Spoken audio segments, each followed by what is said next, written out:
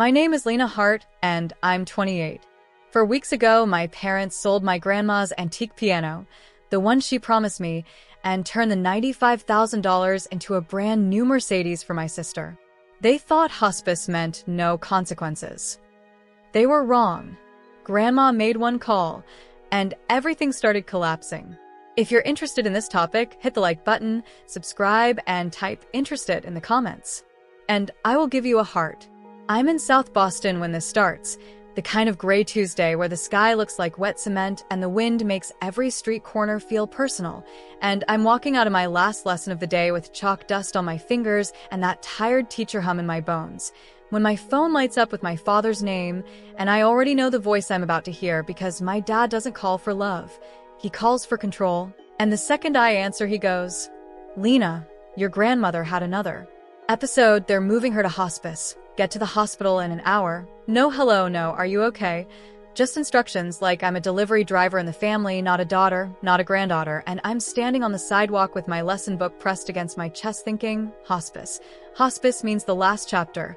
Hospice means the people who truly love you show up. And the people who don't show up start counting what they can take. So I'm driving with one hand on the wheel and the other hand shaking, telling myself to breathe, telling myself my grandma is tough.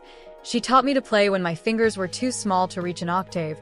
She taught me how to hold my wrists like it mattered, how to sit straight like I deserve space. And she taught me something else too that I didn't understand until later. In some families, kindness is a currency, and the greedy spend it like it's not real. And by the time I get to the hospital, my parents and my sister are already there, clustered in a corner of the waiting room like they're at a business meeting. My dad's standing with that stiff posture he uses when he wants people to think he's the calm one. My mom clutching her designer bag like she's afraid someone will steal her identity. And my sister Chloe scrolling on her phone like Hospice is a podcast she didn't ask to subscribe to. And my dad looks at me like I'm late for my shift and goes, "Good, you're here. We need to divide responsibilities. Not, how are you? Not, how's grandma?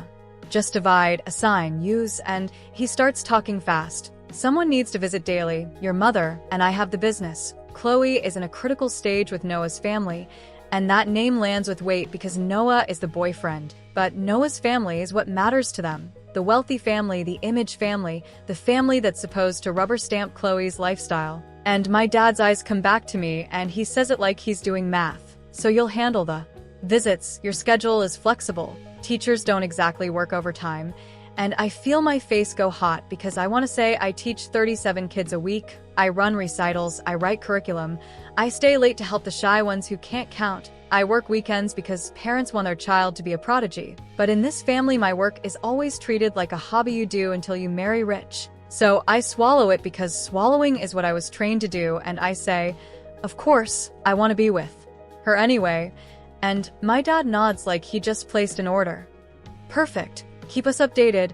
Already turning away, already done. And as I walk toward my grandmother's room, I hear my mother's voice behind me, low enough to pretend it wasn't meant for me, but clear enough to cut. At least she's useful for something. And I keep walking because if I turn around, I'll cry. And in my family, crying gets you labeled dramatic, and dramatic is how they dismiss you without having to fix anything. And when I push into grandma's room, the smell hits me first. Lavender, old books, the kind of soft scent that feels like a blanket because grandma always hated antiseptic. She used to joke that hospitals smelled like fear.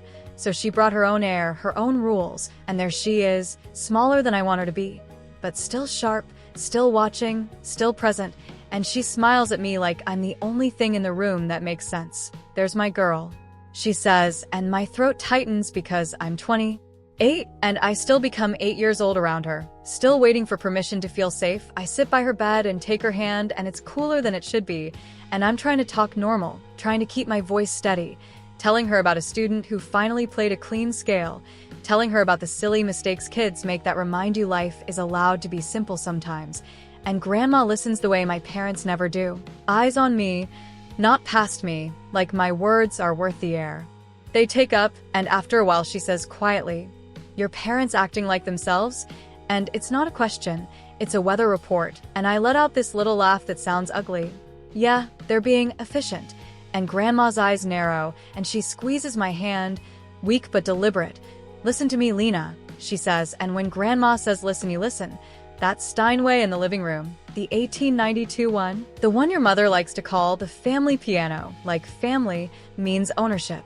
It's yours, and my stomach flips because that piano is my childhood, my sanctuary, the one place in that house where I could make noise and not be punished for existing, the one place I felt talented instead of tolerated, and I whisper, Grandma, you don't have to do that, because I've been trained to refuse gifts before they can be taken back, but she cuts me off gently. I told your father and your mother last month in front of everyone. I said it out loud, so there would be no confusion. You're the only one who understands what it means. And I remember that dinner now. The way my dad's jaw tightened like he was swallowing words. The way my mom exchanged a look with Chloe. The way Chloe rolled her eyes like a piano is just furniture, and Grandma's voice softens. Promise me you'll take care of it. And I say, I promise. And she gives me this little smile that feels like she knows something I don't.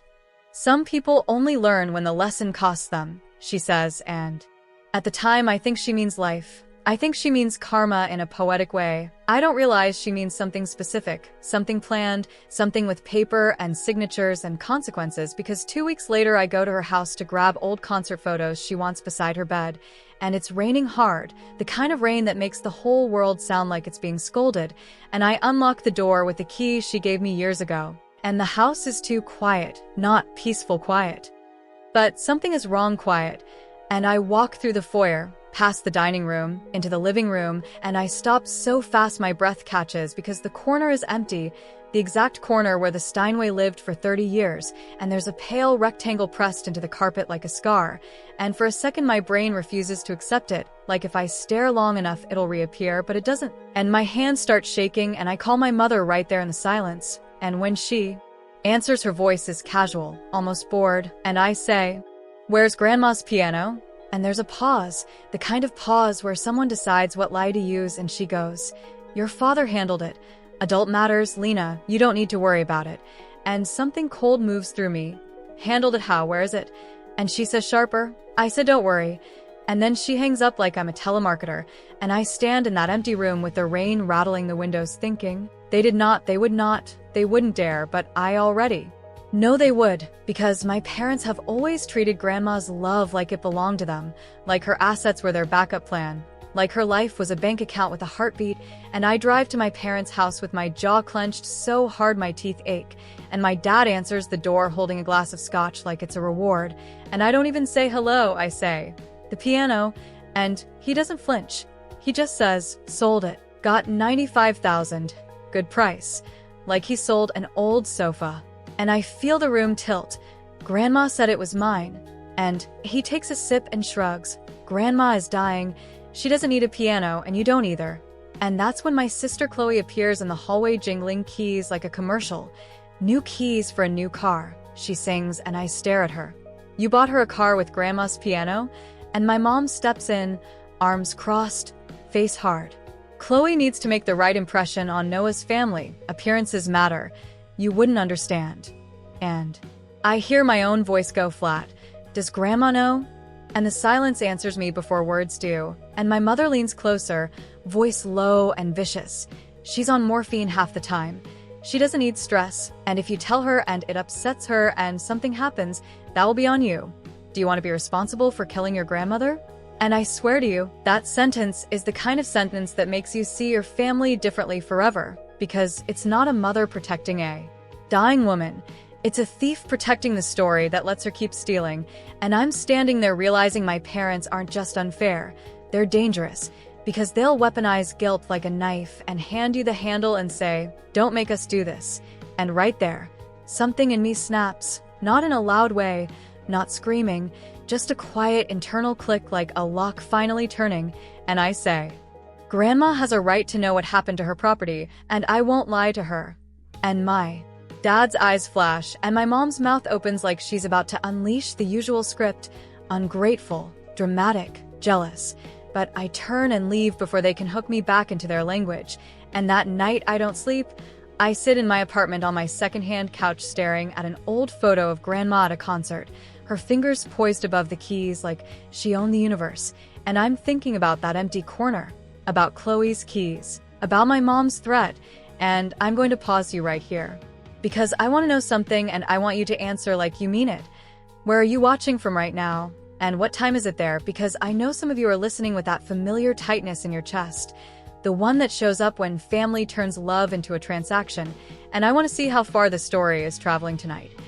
Anyway, it's around 3 a.m. when I realize the guilt trap isn't even clever, it's just cruel. Because if telling the truth kills Grandma, then the real poison was already in the house long before my words would ever reach her.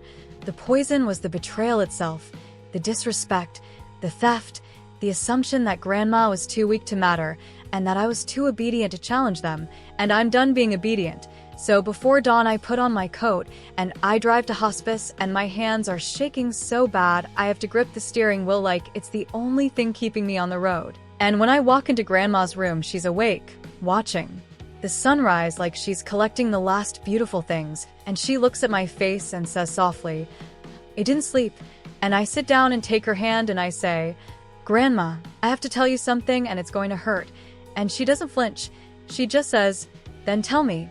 And I tell her everything, the empty living room, the 95,000, Chloe's Mercedes, my father's shrug, my mother's threat. And I'm braced for heartbreak, for tears, for the kind of shock that makes. Nurses rush in, but Grandma does something that chills me more than any scream could. She exhales slowly, like a woman hearing confirmation, not news, and she looks at me with those sharp eyes and says, "I knew this might happen," and I whisper, "You knew?" And she nods, "I know my son." And she reaches for her phone with a steadiness that doesn't match a dying body, and she scrolls like she's done it 1,000 times, finds a number, hits call, and when the man answers she says, "It's time." And I'm sitting there frozen because Grandma's voice is calm, almost gentle, but it's the calm of someone about to drop a match into gasoline, and before I can even ask who she called, she looks at me and says, "Sunday, at your mother's birthday party in my house." And the way she says "my house" makes my skin prickle because my parents always talk about that house like it's theirs, like Grandma is just visiting her own furniture. And Grandma squeezes my hand and whispers, "Your parents have been standing on something that was never actually theirs, and they're about to find out what falling feels like." And that's the moment I realize this isn't just a family argument. This is a setup, planned, measured, timed, and if you think I'm exaggerating, I swear, on every lesson I've ever taught, the next thing Grandma says is, "I've been preparing for 5 years." And my mouth goes dry because 5 years means documents. 5 years means she saw this coming long before I did. 5 years means the piano wasn't the first theft. It was just the one that finally crossed the line. And Grandma closes her eyes like she's tired, like she spent a lifetime carrying other people's entitlement, and she murmurs, "Come to the party, dress nicely, bring your patients." And then she adds, so quietly I almost miss it, "And Lena, do not warn them." And I walk out of hospice into the cold morning air with my heart pounding, because now I'm holding a secret that could detonate my entire family. And I don't even know the full shape of it yet. I just know Sunday is coming. My mother's birthday is the stage. My parents are walking around with stolen confidence, and somewhere in Grandma's phone is a man who sounded like paperwork in human form.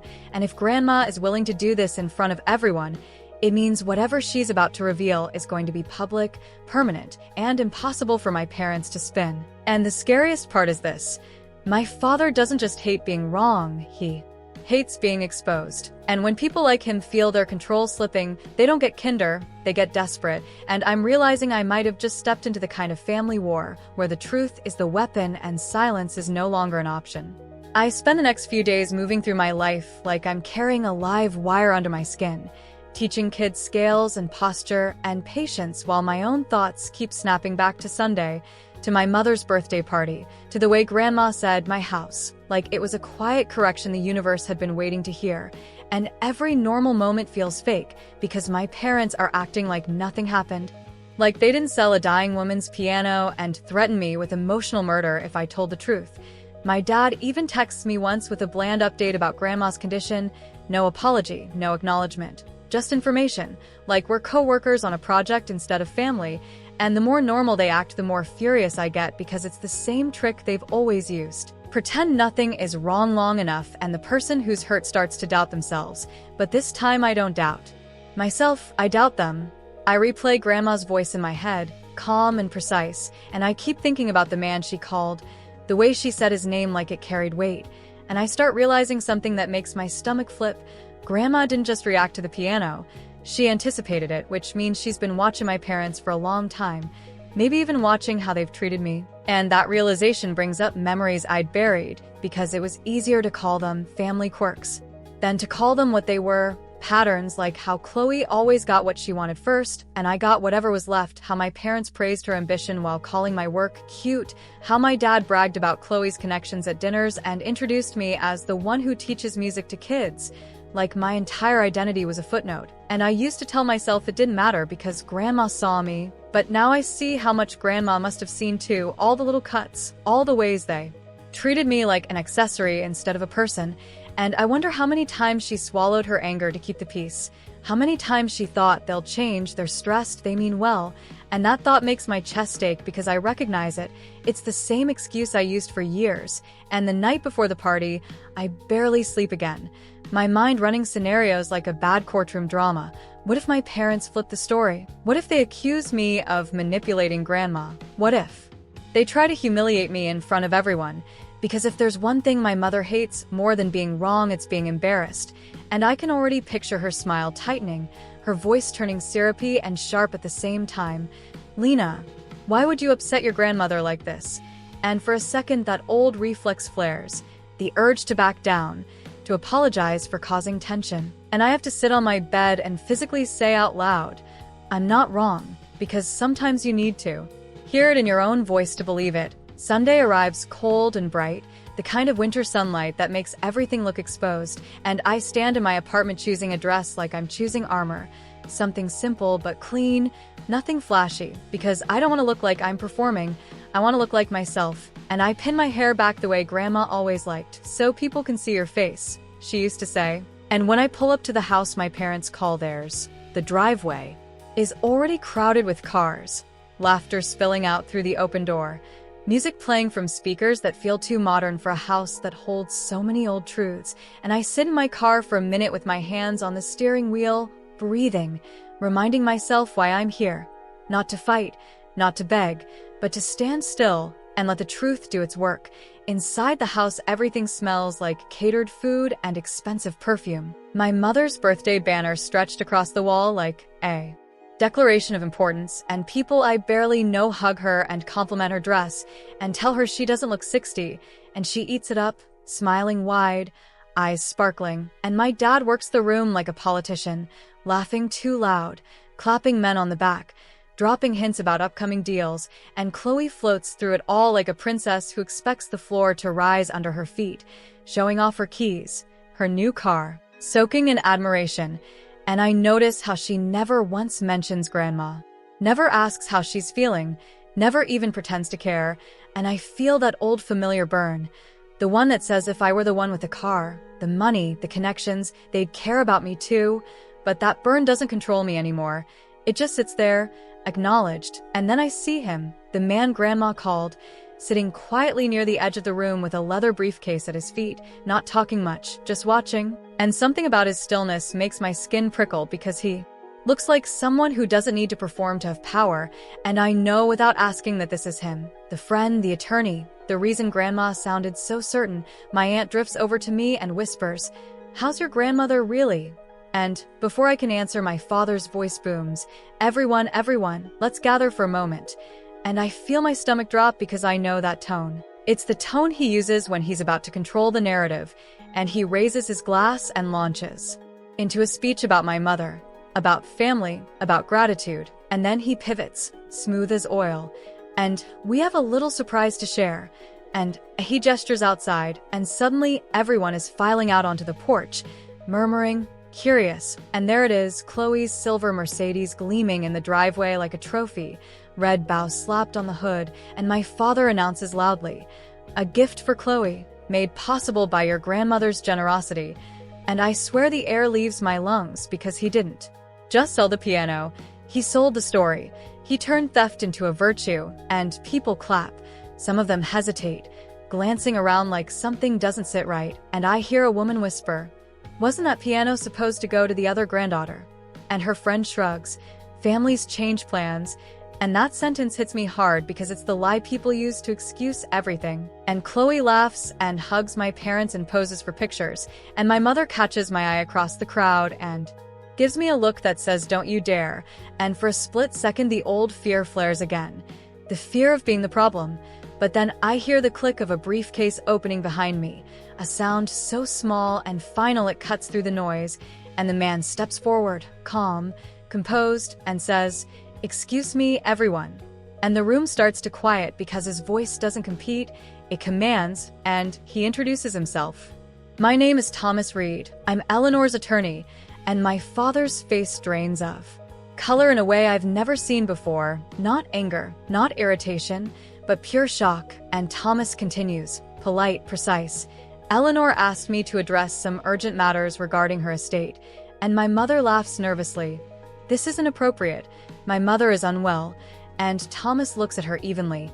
"I spoke with Eleanor this morning.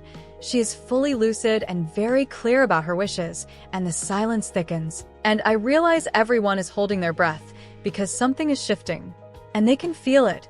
Thomas lifts a document and says, "There seems to be some confusion about ownership of this property," and my heart starts pounding because even I don't fully know where this is going, only that Grandma said, "My house, like a promise," and Thomas holds up the deed and says, "This house has never been transferred out of Eleanor's name," and the reaction ripples through the crowd like a wave. Whispers, gasps, someone muttering, "Oh my God," and my father stares at the paper like it's a hallucination, and my mother's mouth opens and closes, and Chloe's smile finally cracks. And in that moment, I understand something that hits deeper than the piano ever did. My parents didn't just take from Grandma.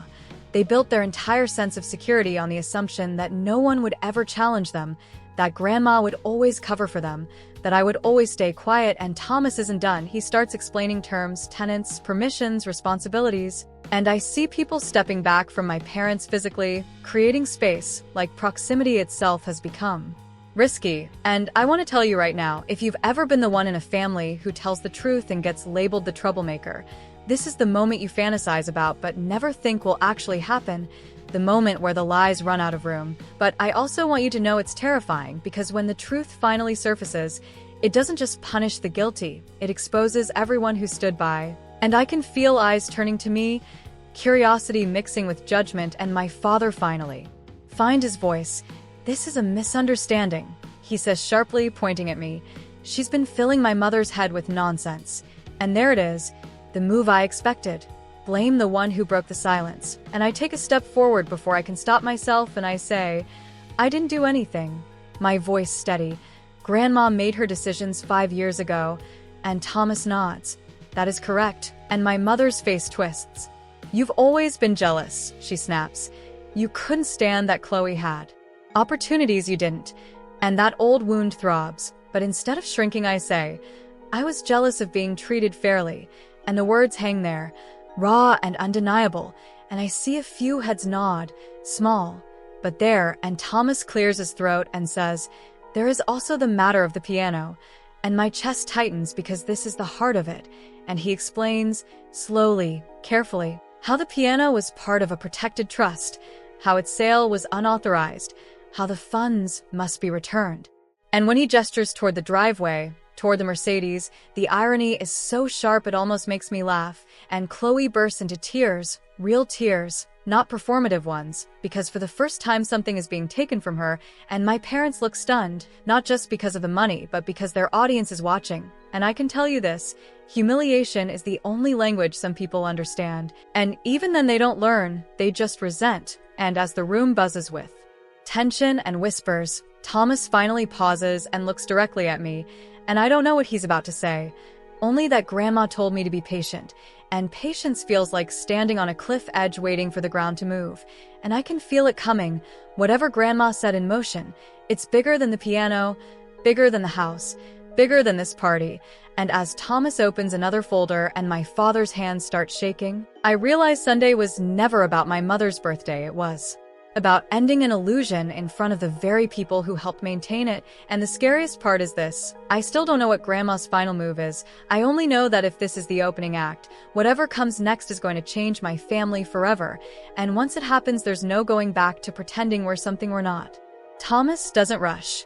He lets the silence work, and in that quiet I can hear everything. The buzz of the refrigerator from the kitchen, the faint music still playing from someone's phone speaker outside, the shallow breathing of people who suddenly realize they're standing inside a family implosion, my mother's heels shifting on the hardwood like she's trying to keep her balance without admitting she's wobbling, my father's glass lowering inch by inch because even his hand seems to understand it. Doesn't belong in the air anymore. And then Thomas opens the next folder like he's turning a page in a book my parents thought they'd already finished reading. Now, he says, calm, we need to address the trust documents that govern Eleanor's assets. And my father tries to interrupt again, voice sharp. There is no trust. And Thomas looks at him with the soft pity of someone who has spent decades watching confident men discover paperwork is stronger than ego. There is, he replies, and it has been active for 5 years, and I see my father's mouth tighten because this isn't just a surprise, it's a timeline. 5 years means Grandma started protecting herself long before hospice, which means she wasn't naive, she wasn't forgetful, she wasn't confused, she was watching, planning, adjusting, and suddenly I feel a sting behind my eyes that isn't grief, it's respect. Because the woman everyone treated like an old piece of furniture was the only one in this family who understood. Leverage, Thomas continues. Eleanor created an irrevocable trust to protect specific assets from being misused or disposed of without authorization, and my mother scoffs, too loud, too defensive, misused by whom exactly? And Thomas doesn't even blink. By anyone, he says, including family members. And that line lands like a slap because it's polite and brutal at the same time. It's the legal version of saying, I don't care what you call yourself, rules still apply. And then he says the words that make the whole room tilt for me. The trust designates a primary beneficiary. And he pauses just long enough that every person in that room leans forward without realizing they're doing it, because the human brain hates unanswered questions, and Thomas knows that, and I know that, and my father knows it too, because my father's entire career has been built on controlling what people know and when they know it. The beneficiary, Thomas says, and his eyes lift to mine, is Lena Hart. Not my real last name, not my family name, but the name Grandma always used when she was serious, like she was choosing me on purpose. And for a moment I can't breathe. The room goes silent in the way a room goes silent, right before something breaks. My sister's face goes blank, like the software in her head just froze. My mother's eyes widen, my father's jaw drops and then snaps shut. And then the sound comes, Chloe, choking out a laugh that's really disbelief. That's not possible, she says. Voice shaking. That's a mistake. And my mother turns on Thomas like a cornered animal. She's manipulating her. She spits, pointing at me. She's always been dramatic, always trying to get attention. And I feel my stomach twist because there it is again. The old script, labeled a truth teller unstable so no one has to listen. But this time it doesn't hit the same because the audience is watching, and an audience changes everything. They're hearing my mother say these things out loud. They're seeing how fast she chooses cruelty over reflection, and I can tell people are connecting as they never bothered connecting before. Thomas doesn't rise to it. He simply says, "This is not a matter of opinion, Mrs. Hartman. It is a matter of signed documents." And then my father explodes, not loud at first, but with that low, controlled rage men like him use when they think anger equals authority. "You're telling me my mother left everything to her," he says, and he doesn't say my name. Like it's my name, he says it like it's a stain, the one who plays piano with children, and the contempt in his voice makes several people flinch. Because contempt is hard to watch when it's aimed at someone who hasn't done anything wrong, and Thomas says, "I'm telling you that Eleanor set aside and protected her assets in a trust, and she designated Lena as the beneficiary." And then he adds, like turning a knife with a calm hand, "Because she anticipated this kind of behavior." My mother's face turns red. "How dare you?" she says. "We took care of her." And I almost laugh because even her lies are lazy. I've been the one in hospice. Every day, me. The dramatic one. The one they treat like the family mop. Soak up the mess, stay quiet, don't complain, and now they want credit for work they didn't do. Chloe finds her voice again, whining, panicked. "So, what does that mean?" she asks. "Like, what happens now?" And Thomas replies, "It means that the property, the accounts, And the designated sentimental items under Eleanor's trust fall under Lena's legal control. And he says it like it's normal, like this is simply a transfer of responsibility. But to my parents, it's a public decapitation, because their power in this room has always come from the illusion that Grandma's money was their money, that her home was their home, that her assets were their future, and now that illusion is collapsing in front of neighbors, friends, business associates, and most importantly, Mr. Klein, my father's biggest partner, who's standing near the fireplace with his arms crossed and eyes narrowed like he's watching a liability report update in real time. My father notices it too. He always notices audience shifts, and you can see the calculation behind his eyes. He's trying to figure out how to control damage, how to spin, how to make this look like a misunderstanding. But the problem with paperwork is it doesn't care about your charisma. Thomas continues. There is also an immediate issue of restitution regarding the piano. And Chloe gasps, "Stop saying piano like it's a crime," and Thomas responds, "It is a crime if it was sold without authorization." And the room stirs, because now people aren't just watching family drama, they're hearing the word crime, and crime changes the temperature. My father's voice cracks. "We sold it for her benefit," he says. "She's dying, she doesn't need it." And I finally speak again, and my voice comes out colder than I expect. "It wasn't yours." And the simplicity of it makes people look at me, because there's no whining, no pleading, no big performance, just a fact. It wasn't yours. And that's the thing about people like my parents. They hate facts when facts take away their options. My mother tries a new angle, voice softening artificially. "Lena," she says, "sweetheart, you don't understand adult finances. You don't understand how expensive hospice care is. We were trying to help." And I feel a flash of fury, because it's such an insult. The way she says sweetheart like she's soothing a child, when I'm the one who's been handling Grandma's medications, the one who's been signing forms, the one who's been sitting in that lavender-scented room holding a hand that's getting thinner every day. So I reply, "Hospice is covered." And I watch my mother's eyes flicker, because she didn't expect me to know that. And then I add, "You weren't trying to help. You were trying to look rich." And the room goes so quiet you can hear the heating vent click, and Chloe snaps, "You're disgusting." And I stare at her, and for the first time, I see her clearly, not as the golden child, not as the villain, but as a person who has been rewarded for selfishness her whole life and now can't cope with consequences. "No," I say, "I'm just done pretending." Thomas steps in again. "To be clear," he says, "Eleanor's trust requires the funds from the piano sale to be returned." And my father laughs, a hollow sound. "We don't have $95,000 sitting around." And Thomas replies, "Then the vehicle purchased with those funds may need to be liquidated." And Chloe starts crying again, loud this time. "That's my car." And my mother wraps an arm around her like she's protecting her from a storm.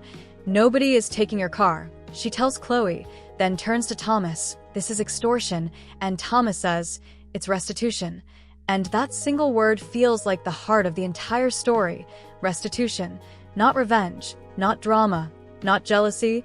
Restitution, correcting a wrong. And in that moment, I can almost hear Grandma's voice. Some people need to learn lessons the hard way. And then something happens that I didn't expect. My father turns to me, not pleading, not apologizing, but threatening. "If you do this," he says quietly, "if you take this house, if you ruin us, you'll be responsible for what happens to your mother." And I feel my blood go cold, because it's the same move my mother used on me about Grandma.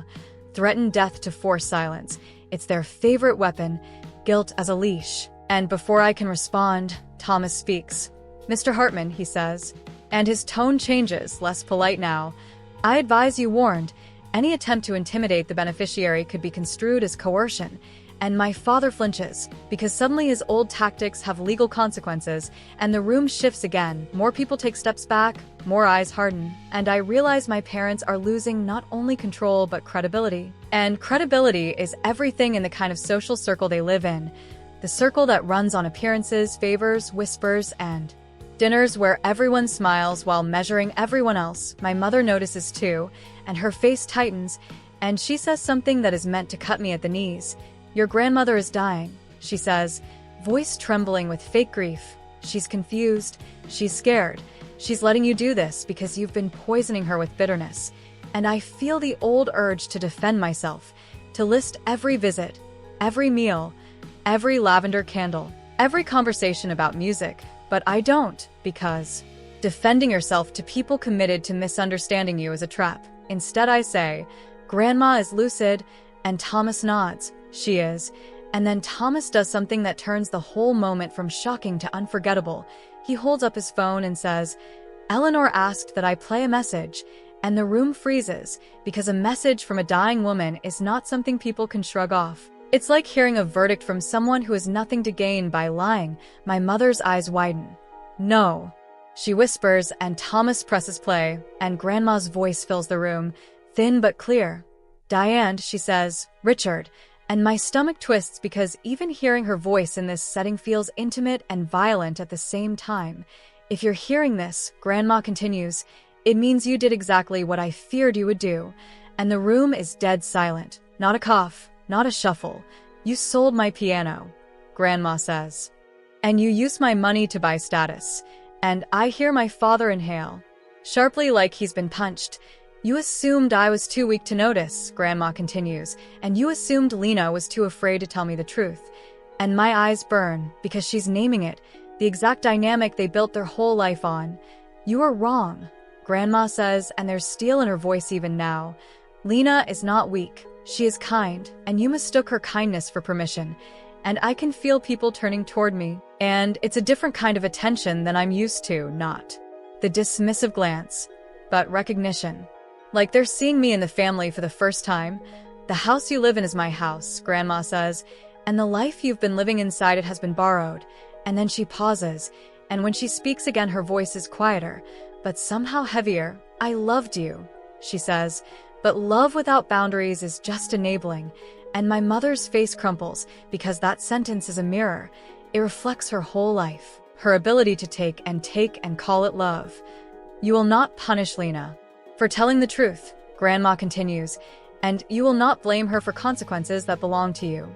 And then she says the line that makes every hair on my arms rise. If you want to be a family again, you Achard, you will start by acting like one. And if you don't, you will learn what it feels like to lose a seat at the table you took for granted. Thomas stops the audio, and for 3 seconds nobody moves, because a dying woman just called everyone's bluff in public, and my father looks like he might collapse. My mother looks like she's been stripped bare. Chloe looks furious and scared at the same time, and the guests, the witnesses, they're not just uncomfortable anymore. They're choosing sides in their heads. You can see it. Some are disgusted, some are fascinated, some are quietly relieved because they always suspected something and now they have proof. And then Mr. Klein clears his throat and says, Richard. And my father turns like a man being addressed by a judge. We need to talk, Mr. Klein says, and my father's face tightens because he knows what that means. It means business consequences, not just family consequences, and my mother tries to save face, smoothing her dress, lifting her chin. This is private, she snaps, and the irony is almost painful because she hosted a party. She invited an audience, she wanted applause, and now she wants privacy. And that's when I realize something important. My parents don't fear being wrong. They fear being seen, and they're being seen fully. And as people start murmuring again, Thomas turns to me and speaks low so only I can hear. There's one more document Eleanor insisted we execute immediately, and my heart stutters. What document?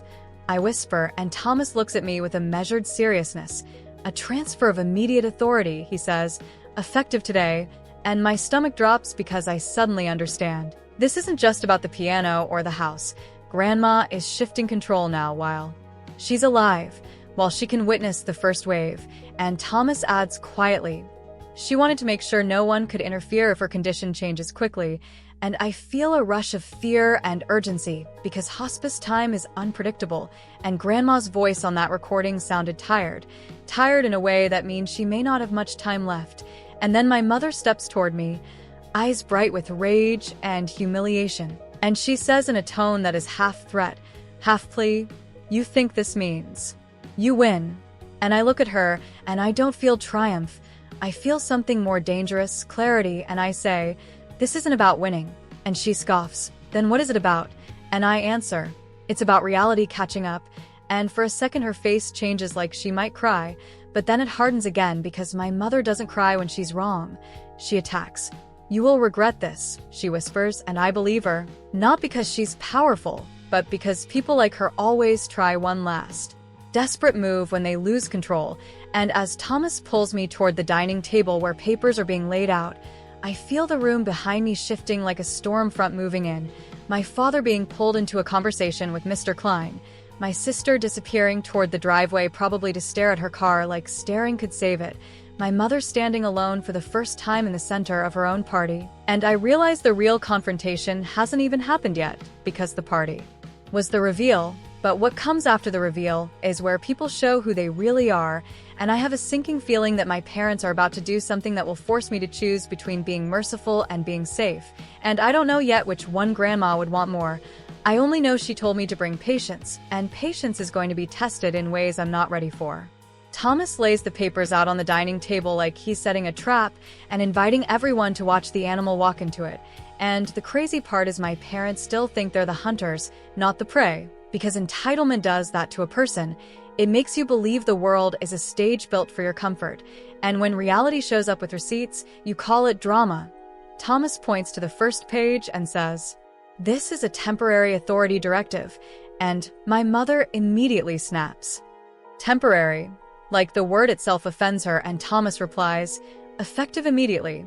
And my father is still halfway across the room with Mr. Klein, nodding like he's listening while his eyes keep flicking back to the table, calculating, because in his head every signature is a door closing, and he has never been good at closed doors. He's the kind of man who thinks rules are for other people, and that's why he's always gotten away with things, because most people would rather avoid conflict than enforce a boundary, and my parents built their whole lifestyle on that human weakness. Thomas continues, "Eleanor asked that Lena sign as beneficiary and temporary trustee authority, and I feel the room lean toward me again, that uncomfortable spotlight, the same spotlight I used to chase from my family and never get, and now I'm getting it from strangers, and it feels heavier, not flattering, just exposing." I pick up the pen, and my hand shakes a little, not because I'm unsure, but because this is the moment where a story becomes a reality, and I can already feel what's coming after. The backlash, the phone calls, the guilt trips, the how could you, the family is family, the sudden cousins who appear out of nowhere like roaches when money is involved. And I want to tell you something right here, because I know someone watching has lived this exact kind of family math where the golden child equals love and the scapegoat equals labor, if you've ever been the person who does all the emotional work and still gets called difficult. Drop a single word in the comments right now, scene, because I promise you, you're not crazy.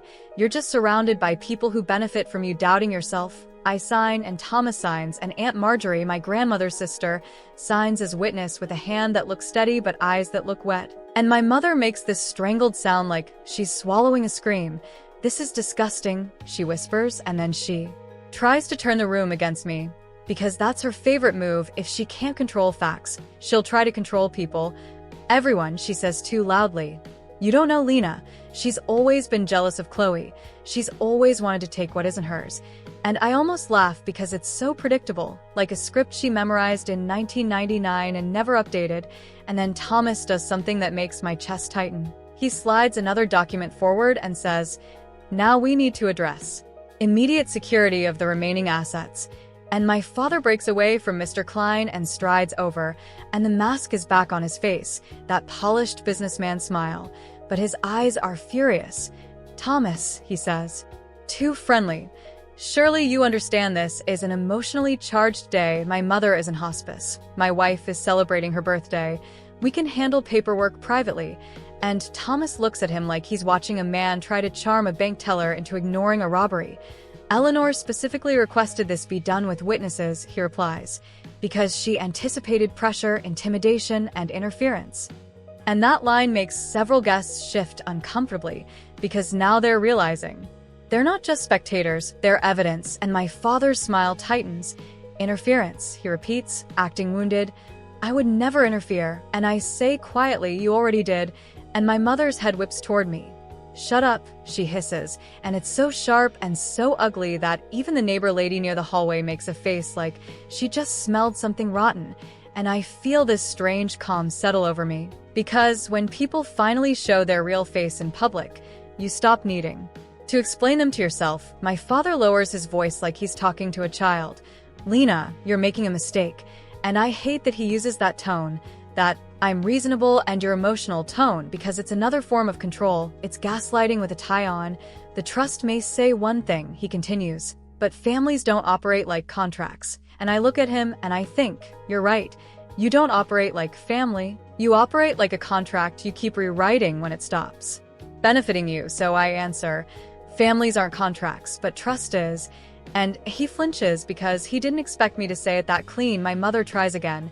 If your grandmother dies upset, she says, voice shaking with fake concern, you'll have to live with that. And I hear the old threat, the old weapon, guilt as a leash. And I could feel my younger self shrinking, my younger self who would have swallowed the truth just to keep peace. But I'm not that person anymore, so I say, Grandma isn't upset at me. And Thomas adds, Eleanor expressed relief. And my mother looks like she wants to slap him, but she can't. Not here. Not with all these eyes. Chloe returns from outside, mascara streaked, face swollen from crying, and she storms straight to me like she's about to take my head off. You ruined my life, she says, loud enough for the room, and for a second it's almost funny, because that's what golden children do when consequences arrive. They call it ruin, they call it betrayal, they call it abuse. Anything but accountability. I keep my voice low. Chloe, you accepted a car bought with stolen money. And she screams, it wasn't stolen. And I turn slightly so my voice carries. It was Grandma's piano. And the word piano makes the room tense again, like it's a grenade. Chloe points at me. You're acting like you're the victim. And I say, I've been the victim in silence for years. You just never cared because silence is convenient. And a few people actually gasp, because it's rare to hear the scapegoat speak in full sentences without apology. My father cuts in. That's enough. And that's when Thomas taps the table. We're not finished, he says, and he pulls out a slim set of keys, old brass, and sets them down beside the paperwork. Eleanor instructed me to request immediate possession of the house keys, and my mother actually laughs, sharp and disbelieving. You want our keys? She says, to the house we live in, and Thomas replies, to the property Eleanor owns, and my father's face goes red. This is extortion, he says again, and Thomas responds, it's control of access. And I watch my father's eyes flick to the hallway, to the office door, to the upstairs staircase, and I realize what he's thinking. Not about emotions, not about grandma, not about family. He's thinking about what else is in this house. Documents, jewelry, deeds. Anything he can move before the locks change. And that's when fear finally hits me properly. Because it's one thing to be betrayed emotionally. It's another thing to realize your parents might start grabbing assets like looters in their own mother's home. I lean toward Thomas and whisper, can we change the locks today? And Thomas nods once. A locksmith is already on standby, and my mother hears that and her face twists. You planned this, she says, and Thomas says, Eleanor planned it.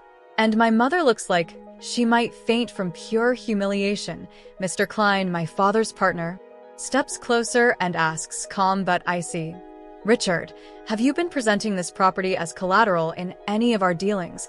And that question slices through the room like a blade, because it's not about a piano anymore, it's about fraud. My father stutters, of course not. And Mr. Klein says, then you won't mind letting me see the documents you provided our bank. And my father's mouth opens and closes. And in that moment, I watch his entire public identity wobble, because if he lied in business the way he lied at home, he's in real trouble, the kind of trouble that doesn't get fixed with a charming smile. Chloe is staring at my father now like she's seeing him for the first time, and I can tell something is cracking in her too. Not empathy, not yet, but fear. The fear of realizing the golden bubble might have been built on a lie. Thomas speaks again. We need the keys, and my mother clutches her purse tighter. No, she says, and my father steps forward, voice hard. Absolutely not. And Thomas doesn't argue. He simply turns to the two off-duty security guards Eleanor hired for the day, men standing quietly near the entryway, and he says, please accompany Mr. and Mrs. Hartman while they gather necessary personal items. And the guards start moving, and my mother explodes. You can't do this, she shrieks. This is my birthday. And someone in the back mutters, not anymore. And I swear to you, I almost laugh because the universe has a dark sense of humor. My father turns to me and tries one final tactic, softer now, more dangerous. "Lena," he says, "if you do this in front of everyone, you'll never come back from it." And I look him dead in the eyes. I already didn't have a way back. I say, "Because you never held a place for me in the first place." And he flinches, because the truth is a mirror and he hates mirrors, while the guards stand nearby. My mother and father move stiffly toward the hallway. Chloe follows them, still crying, still furious. And as they pass the empty corner where the piano used to be, Chloe looks at the potted plant and suddenly kicks it. Not hard enough to break the pot, but hard enough to make dirt spill onto the carpet. And the symbolism is so on the nose, it's almost embarrassing. Like, even her tantrum is childish proof of what she is. The golden child who can't stand emptiness when it belongs to someone else. Aunt Marjorie kneels to scoop dirt with a napkin, and I start to help her, and she whispers, "Don't." And I look at her, confused, and she says, "Let them clean up their own mess for once." And that sentence hits me in the chest because it's the moral of my whole life. I've been cleaning up their messes emotionally, smoothing over their cruelty, excusing their favoritism, translating their silence into "they love you" in their own way. And what did that get me?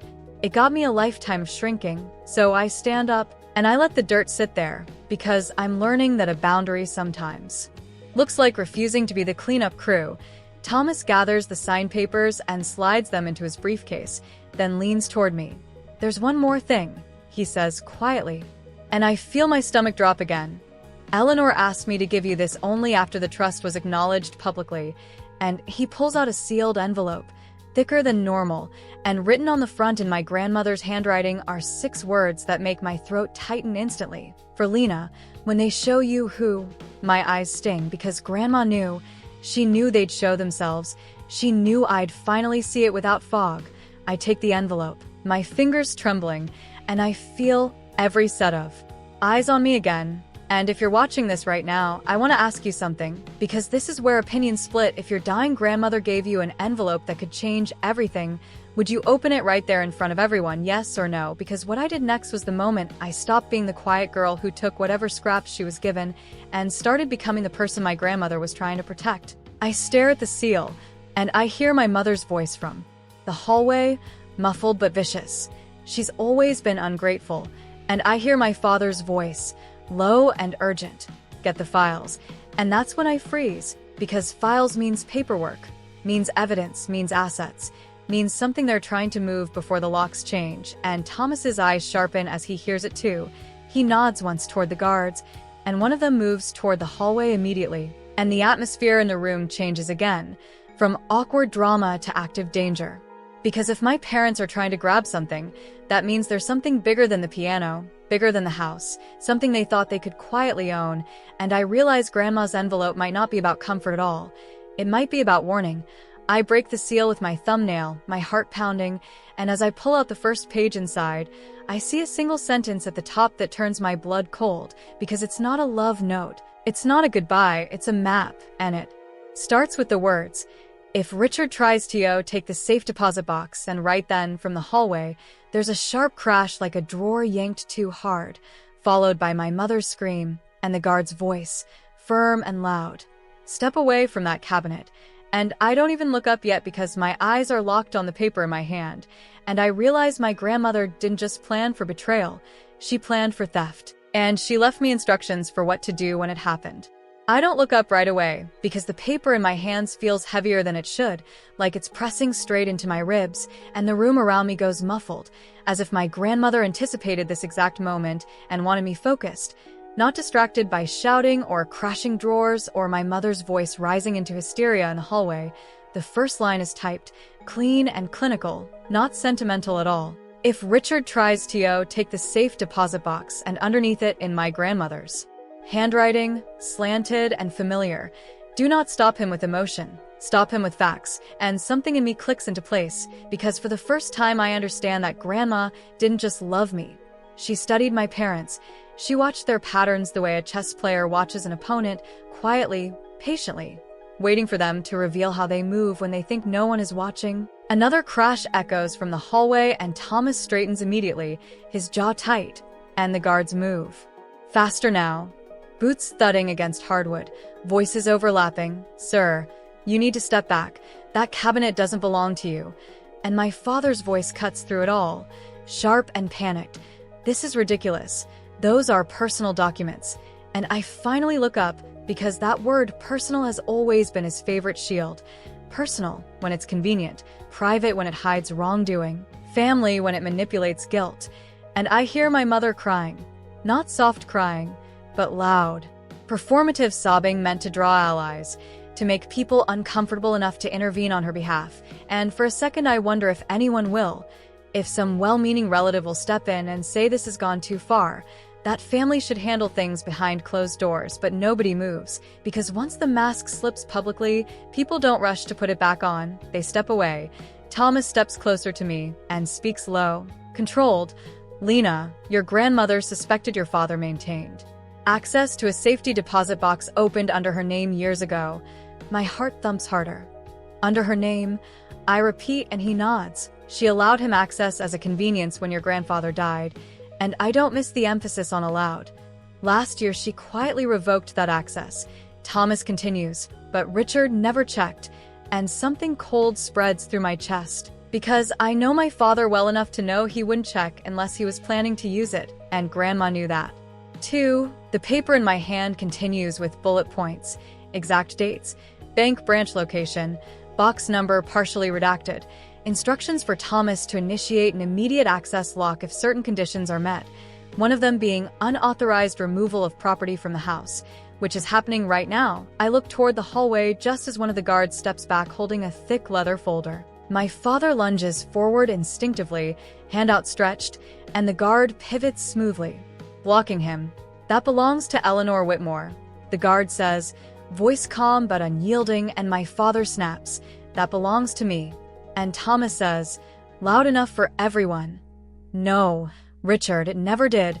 And that sentence lands harder than any shout could, because it's final, it's factual, it's the kind of truth that doesn't argue. My mother rushes back into the living room, mascara streaked down her cheeks, pointing at me. "She's orchestrating this," she cries. She turned Eleanor against us, and I feel the old instinct to explain myself rise, to defend, to soften. But the paper in my hand reminds me of Grandma's words, "Do not stop him with emotion, stop him with facts." So I speak clearly, evenly. "Mom, Grandma locked the safety deposit box last year," and her sobbing stutters. "What?" she says, and Thomas adds, "Effective immediately after she updated her estate plan." My father's face strains, not pale now, but gray, because this isn't about humiliation anymore. This is about exposure, the kind that can't be undone. I take a step forward, still holding the letter, and for the first time in my life I don't feel small in front of them. I feel anchored. "Dad," I say, and my voice doesn't shake, "what were you planning to take?" And he glares at me, eyes wild. "You have no idea what you're talking about." And I nod slowly. "Then you won't mind explaining why you were going through Grandma's locked files."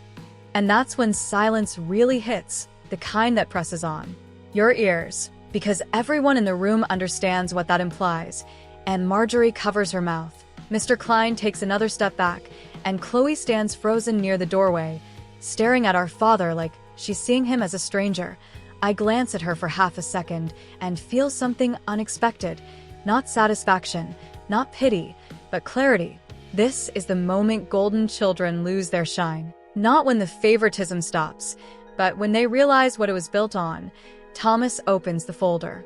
The guard retrieved and scans it quickly, then exhales through his nose. This appears to be a copy of Eleanor's original will, and my mother shrieks, "You can't have that," and Thomas replies, "It was revoked." And then he looks at me.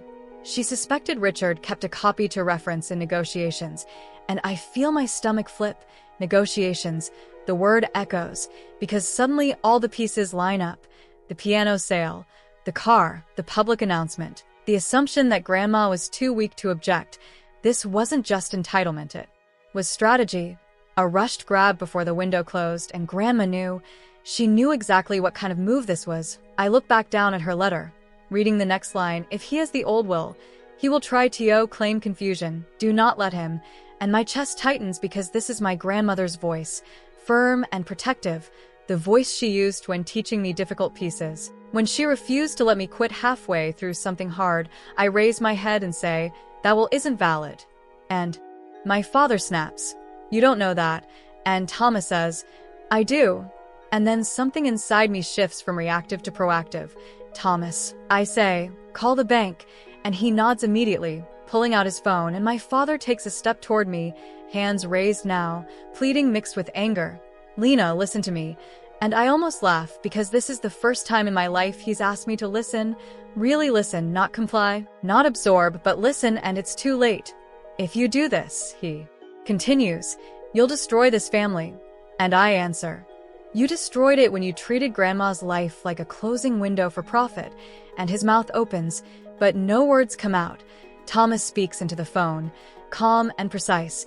"This is Thomas Hale, attorney for Eleanor Whitmore. I need to initiate an immediate access freeze on safety deposit box number."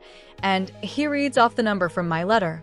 And as he does, my mother sinks into a chair, hands shaking, because somewhere deep down she knows this is real, not drama, not manipulation, consequences. And if you're watching this right now and thinking, "I could never do this to my parents," I want you to pause for a second, because this isn't about revenge. It's about refusing to protect people from the consequences of their own choices. And those are two very different things. The call ends. Thomas nods once. It's done. And my father's shoulders slump, like the air has been let out of him. He looks older suddenly, smaller, and for a brief moment, I see the man he might have been without all this hunger for status. And that almost hurts, but not enough to make me stop. Because hurt without boundaries just turns into another cycle. Chloe finally speaks, voice thin. "Dad," she says, "what was in the box?" And he doesn't answer, and that silence is answer enough. Thomas turns to the room. "Eleanor requested that any documents removed from her home today be inventoried and returned." And then he looks directly at my parents. "Failure to comply will result in immediate legal action." And my mother whispers, "This is unbelievable." And I think, no. What's unbelievable is that you thought you'd never be caught. The guards move toward the hallway again, methodical, professional, and I feel this strange mix of exhaustion and adrenaline, because standing up for yourself doesn't feel triumphant. It feels like running a marathon you didn't train for, but you're still standing at the end. And Marjorie squeezes my hand and murmurs, "Your grandmother was brilliant." And I nod, unable to speak for a second, because my throat is tight with something like grief and pride colliding. Thomas finishes coordinating with the guards and then turns back to me. "There's one final instruction," he says quietly, "and I know whatever it is will matter.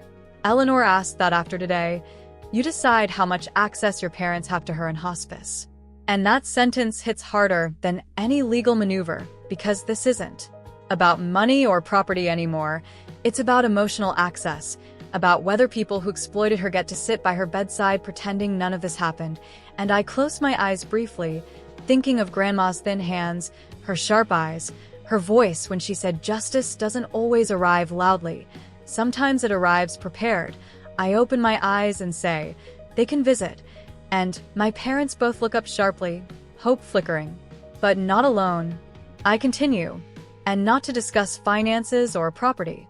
And Thomas nods, "I'll arrange supervised visitation." And my father looks like he wants to argue, but he doesn't, because he knows the leverage is gone. The room slowly begins to empty, guests slipping out quietly, murmuring excuses, the party officially dead, the banners still drooping over the doorway like a bad joke. And as people leave, I catch fragments of whispered conversation. I always wondered about them. "She was so sharp, Eleanor. Poor girl." And it's strange, because pity feels almost as uncomfortable as dismissal, but I'll take reality over illusion any day. Once the room clears, it's just me, Thomas, and Marjorie, my parents, and Chloe, standing in the wreckage of a carefully curated image. My mother stands and smooths her dress like that could fix anything. "You think you've won," she says to me, voice flat now, drained of theatrics, and I meet her gaze. "This was never a competition."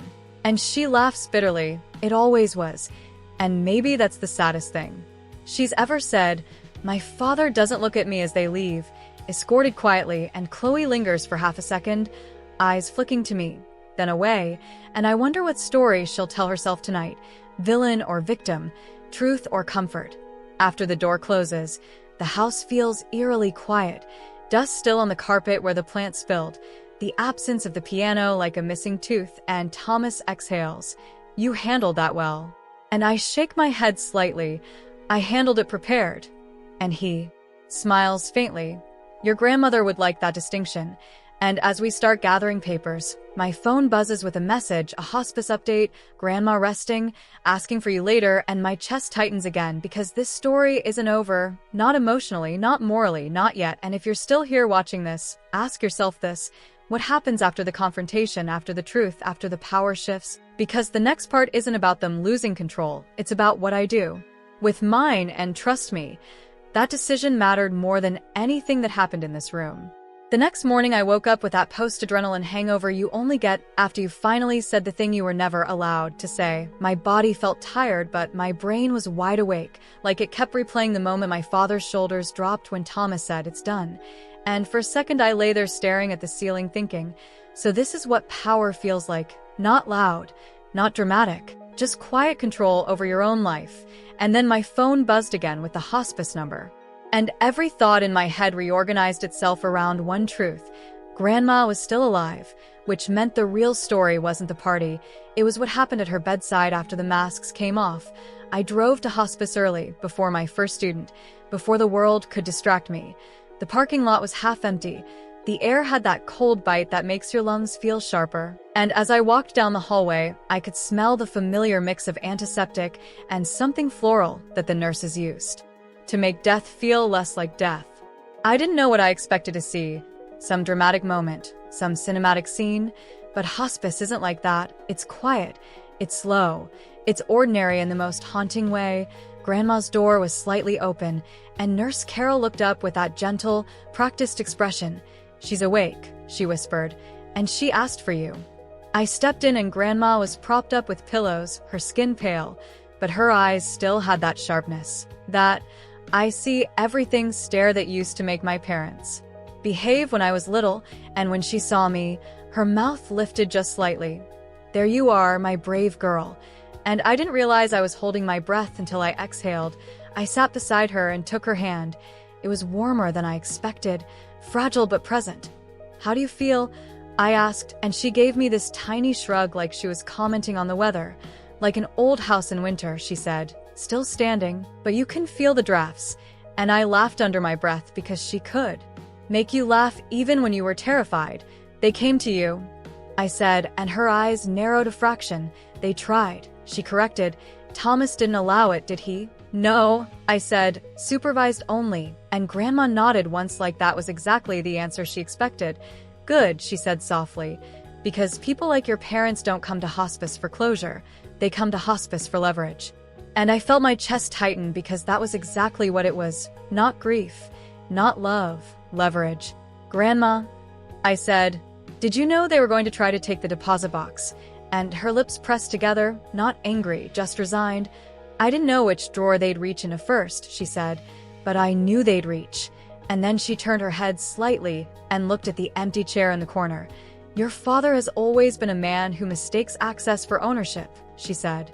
"And your mother has always been a woman who mistakes performance for truth." And I swallowed hard, because it was like she was narrating my entire childhood in one sentence. "I'm sorry," I blurted out without planning to. "I'm sorry I didn't stand up sooner." And Grandma's eyes softened. "Stop that," she said, still gentle but firm. "You were trained to survive them, not fight them." And then she squeezed my fingers, weak but intentional. "But you learned," she said, "and that's what matters."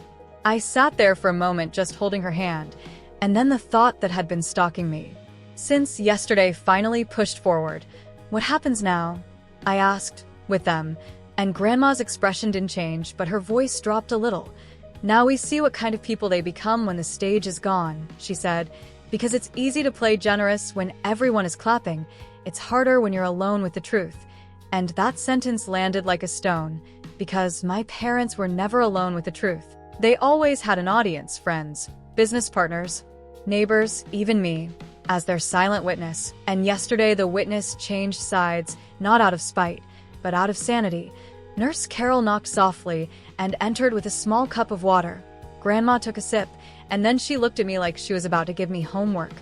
"I need you to do something," she said, and my stomach dipped. "Anything?" I said. "I need you to sit in the room when they come," she said. "And I need you to watch them." And I frowned. "Why?" And she gave me that look. Like I'd asked why the sky is blue. "Because you've spent your whole life watching them while they thought you weren't watching," she said.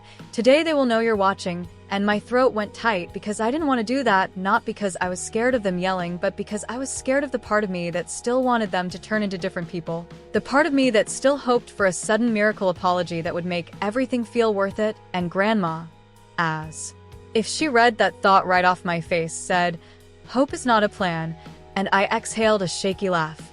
"You sound like Thomas," I said, and she smirked. "Thomas learned from me," she said, and then she closed her eyes for a second, resting. The room quiet except for the faint hum of machines and a distant cart rolling down the hallway, and while she rested, my mind kept running, thinking about yesterday, thinking about Chloe's face when she asked, "What was in the box?" Thinking about my mother's mascara streaks, thinking about the way my father said, "You'll destroy this family," like the family was a building I was obligated to keep standing even if it was on fire. And I realized something that made my stomach turn and my spine straighten at the same time. My parents were going to come today, and they weren't going to come humble. They were going to come strategic, because that's how they survive. And suddenly I understood why Grandma wanted me in the room, not to be dramatic, but to keep the truth from being rewritten again. Around noon, Thomas arrived, suit crisp, calm as ever. He greeted Nurse Carol, checked the chart, spoke quietly with the staff, and then he pulled me aside in the hallway. "They requested a visit," he said. "Richard and Diane," and I nodded, supervised.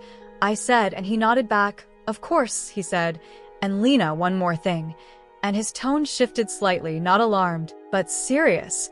"Your father called the bank this morning." And my stomach clenched. "What?" I said. "He tried to confirm access," Thomas replied. "He was denied." And I felt a wave of something like nausea and relief at the same time. Nausea because he still tried. Relief because Grandma's plan held. "He's going to be angry," I said, and Thomas's expression was almost sympathetic. "He's going to be desperate," he corrected. "Anger is what desperate people use to regain control." And I swallowed. "What do I do if they start?" And Thomas said, "You do what you did yesterday." And then he pointed lightly at my chest with one finger. "Facts." And I nodded, because facts are the only thing my parents can't negotiate. At 1:15, the door at the end of the corridor opened, and there they were, my parents, walking like they owned the hallway, like the building belonged to them by association. My mother's coat was expensive, her hair freshly done, and it almost made me laugh, because who gets their hair done to visit a dying woman?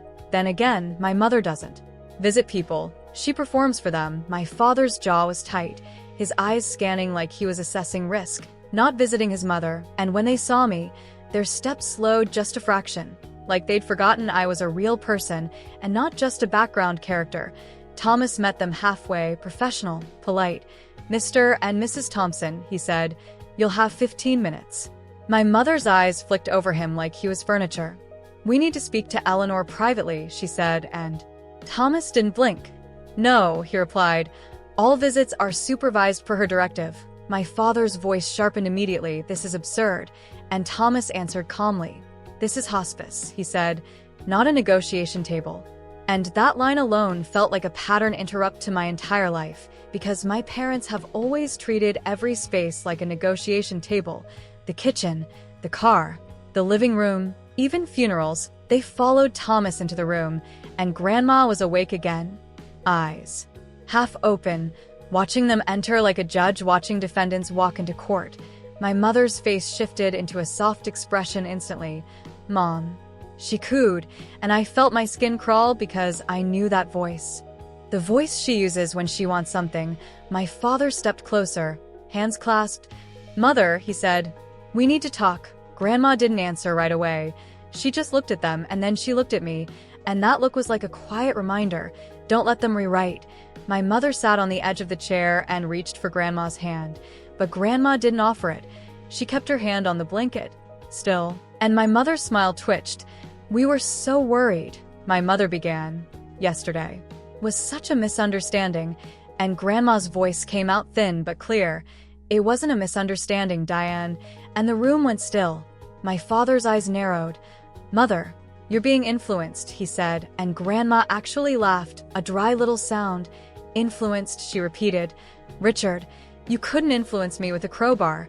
And that was the first time in days I felt something close to joy. Not because she was insulting him, but because she was alive in herself. Fully herself. Even here, my father shifted tactics immediately, voice turning wounded. We've taken care of you, he said. We've managed your affairs. And Grandma's eyes sharpened.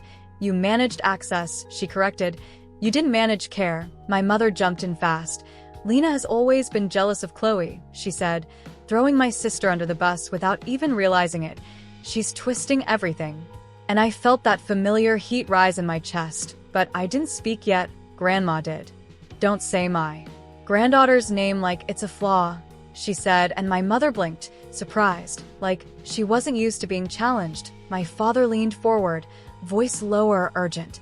Mother, you don't understand the consequences, he said.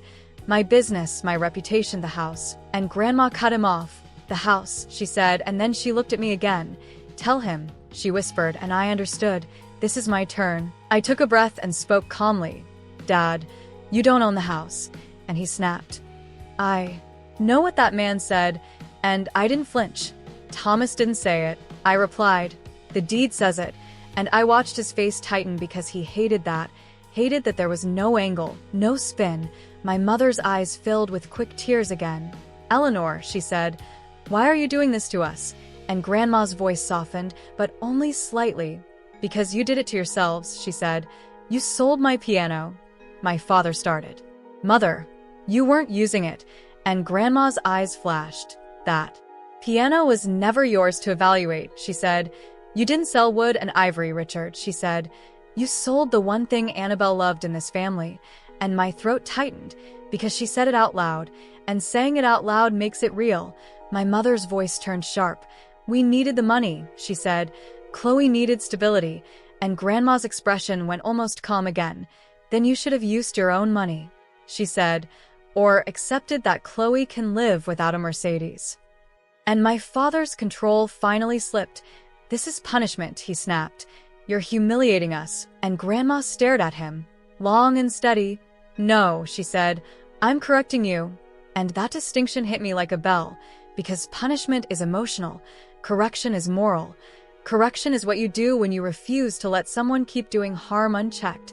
My mother looked around the room as if searching for an ally, like the walls might take her side.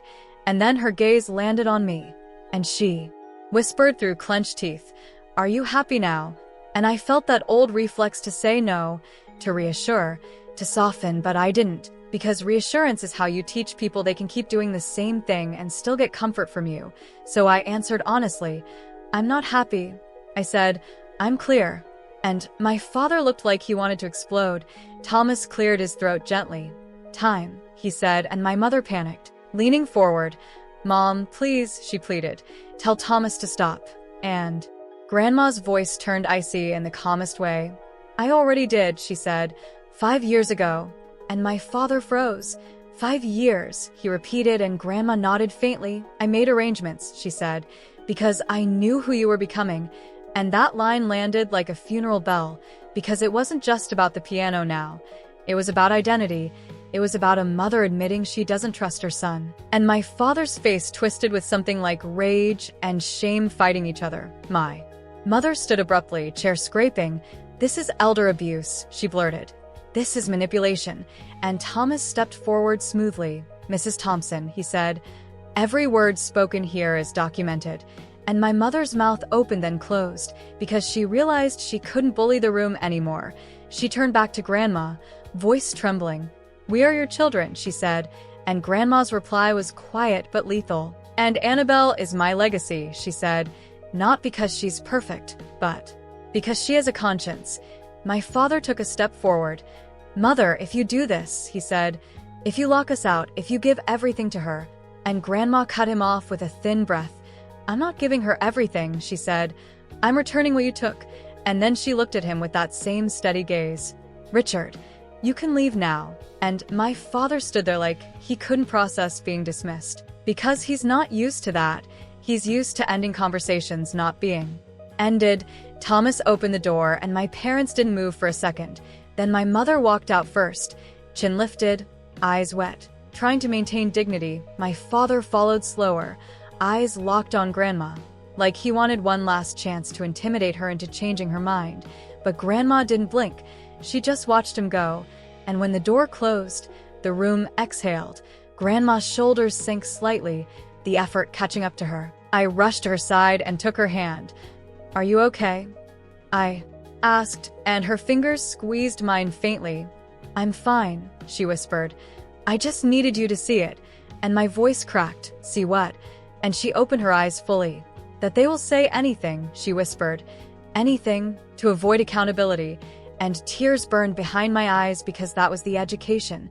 Not money, not property. The education was finally seeing them clearly, without the fog of hope. Grandma rested a moment, then said, "Now listen." And her tone shifted again. Purposeful. "Your father will not accept this," she said. "He will try a different route." My stomach tightened. "What route?" I asked, and Grandma's gaze flicked toward Thomas, then back to me. "He will try to split the family," she said. "He will use Chloe," and my heart thumped, because of course he would. "He will tell her you're stealing," Grandma continued. "He will tell her you're destroying her future," and Thomas added quietly. "He may also attempt a competency challenge." And I felt my blood run cold, because that's the most disgusting move of all. Telling the world a lucid woman is confused because she refuses to be exploited. Grandma read my face and squeezed my hand again. "Don't panic," she whispered. I prepared, and Thomas nodded.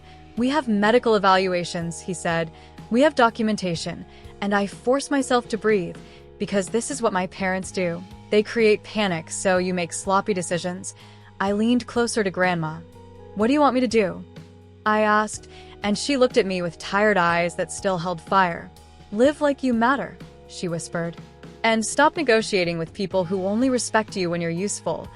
And I nodded, swallowing hard, because that was the lesson, the moral, the thing people hate to admit.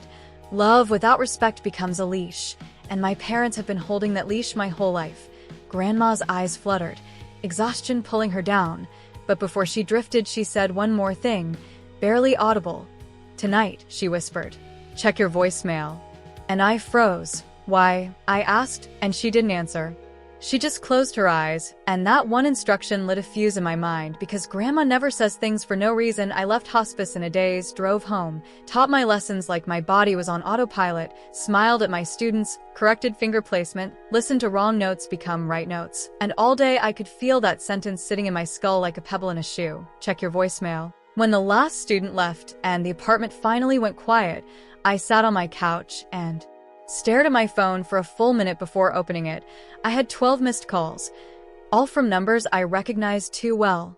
My mother's, my father's, Chloe's, and then one unknown. And something in my gut told me to start with the unknown. I tapped it, and my blood turned to ice as soon as I heard the voice. "Hello, this is Mr. Vance calling from Commonwealth Bank," the message said. "We're reaching out regarding an urgent request made on Eleanor Whitmore's safety deposit box. We need confirmation from the account holder or her appointed representative." And I sat there frozen because my father wasn't just angry. He was moving. He was trying to force a mistake, to create confusion at the bank, to make them slip, and the message continued. "Please return this call at your earliest convenience." I looked at the timestamp. It was from an hour ago, and then my phone buzzed again in my hand. An incoming call from my father, and I stared at it until it stopped, then another buzz. A text from Chloe, just 3 words, "What did you do?" And that's when I understood exactly what Grandma meant. The next battle wasn't going to be in a living room or a birthday party or even hospice. It was going to be in the phone calls, in the whispers, in the story my father was already spreading to paint me as the thief, so he could justify the next move. And if you think this is where I started to feel scared, you're right. But it wasn't the fear of losing money. It was the fear of watching my family turn into a courtroom where love is evidence and silence is guilt. And I could feel, in my bones, that my father had one last card he was about to play, one that would force me to choose between being the good daughter and being the protected granddaughter Grandma fought to save. And the worst part is, I already knew which choice I had to make. I didn't answer my father's call right away because I've learned something about people like him. If you pick up while they're still hot, you don't get a conversation, you get a performance, and he's been performing longer than I've been alive. So I let it ring out, watched it die, watched it come back again. And then I did the one thing my family hates most. I slowed down, I went to my kitchen, poured a glass of water, like my hands weren't shaking, sat at my table, and listened to every voicemail in order like I was building a case file. Not because I wanted revenge, but because I've had enough of, he said, she said, being used as a weapon to make me doubt my own reality. The bank message was first, then my mother's, her voice sugary and brittle at the same time. Anna, this has gone too far. You're upsetting your grandmother. You're embarrassing us. Call me back right now. Like the person in hospice was her reputation, not her own mother. Then my father's voicemail. And it wasn't yelling, not yet. It was that controlled, low tone he uses when he wants to sound reasonable to himself. Annabelle, we can fix this, but not if you keep letting outsiders interfere. Call me back. We need to speak as a family. And I actually laughed because that phrase, as a family, has always meant on our terms. It's not an invitation, it's a trap. And then there was Chloe's voicemail. And that one hit different because it wasn't polished, it was messy, angry, scared. What did you do? She demanded. Dad said you're trying to take everything. He said you called the bank. He said you're lying about grandma, and Daniel's dad is asking questions and I look stupid. So just tell me the truth for once. And there it was, the real pressure point. Not money, not piano, not even grandma. It was Chloe's social standing, the fragile little tower my parents built for her out of image and applause. And the moment the tower wobbles, they'll sacrifice anyone to keep it upright. Including me, including grandma, including truth itself. I stared at my phone for a long time, then I did something that felt almost unnatural.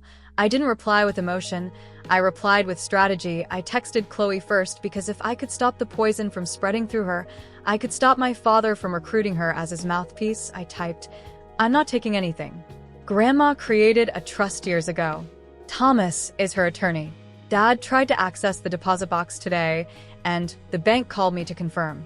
If you want facts, meet me tomorrow at 10 a.m. at Harbor Street Cafe. Come alone. I'll show you what I know. And I sent it before my courage could evaporate. Then I texted my father. Do not contact the bank again. All communication goes through Thomas. If you keep harassing them, you're creating a paper trail you won't like. If you want to talk, you can talk in front of Thomas. Otherwise, stop. And I knew that message would land like a slap because it removed his favorite tool, the private, unrecorded conversation where he can twist and rewrite. Then I called Thomas, not because I wanted him to rescue me, but because I needed alignment. He contacted the bank, I said as soon as he answered, and Thomas's voice stayed calm.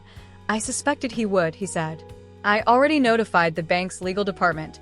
They will not release anything without me and without Eleanor's direct authorization.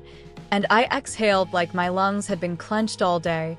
He's going to tell everyone I'm stealing, I said, and Thomas answered. Let him.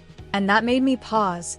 Let him, he repeated, because lies need momentum, and momentum requires you to chase them. If you chase, you look defensive. If you stay steady, the liar runs out of oxygen. I wanted to believe him, but my skin still felt tight with dread because my father doesn't run out of oxygen. He's the kind of man who would burn the whole building down as long as he gets to stand in the ashes and say he was right. That night, I didn't sleep much. I kept picturing Chloe's face at the party, the shift from smug to scared, the way she clutched Daniel's arm like he was a life raft, and I kept thinking about my mother's voice saying, "Adult matters, Anna." Like I was a child forever, an accessory in the family, useful when needed, quiet when inconvenient. I woke up early, put on a simple black coat, and went to Hospice again, and when I walked in, Nurse Carol gave me that look that tells you the air has changed. She had a rough night, she said softly, and my heart dropped. I walked into Grandma's room, and she looked smaller than yesterday, like the bed had gotten bigger, but her eyes still found me. You came, she whispered, and I sat down fast, took her hand. Of course, I said. Thomas told me about the bank call, she said, and I blinked. How did you? And she gave me the faintest smile. I'm dying, sweetheart, not deaf, she said. I hear everything, and I swallowed hard because the idea of my father trying to sneak around a dying woman's guardrails made me feel sick. He's trying to force confusion, Grandma whispered. That's his favorite game. If he can make everyone uncertain, he can take what he wants while they argue. And I nodded. Chloe's angry. I admitted, and Grandma's fingers squeezed mine faintly. Chloe's scared, she corrected.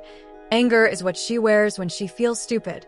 And then she stared at the ceiling for a moment like she was collecting strength from somewhere. There's something you need to know before you meet your sister, she said, and my stomach tightened. Okay, I whispered.